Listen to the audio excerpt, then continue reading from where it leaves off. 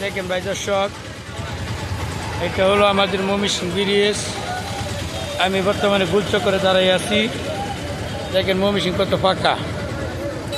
আজকে কোনো প্রদর্শনও নাই যে গাড়ি গুড়ি সাইড করবে বা করবে। দেখেন রাস্তার মাঝখানে যে বা ইচ্ছা বা গাড়ি ভরতেছে। আজকে কাউকে কোনো কিছু বলা হচ্ছে না। ঈশ্বরগঞ্জ ভাবতেছে এবার গাড়ি ভরতেছে।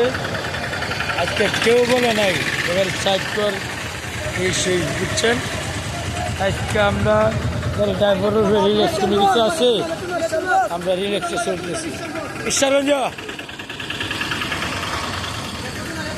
মাইন্ড সিএনজি অটো সবগুলো ড্রাইভার এখন রিল্যাক্স হয়ে গেছে। স্বাধীন বাংলাদেশ তারা নিয়ে লইছে। দেখেন কোনো গাড়ি নেই, সব পাকা।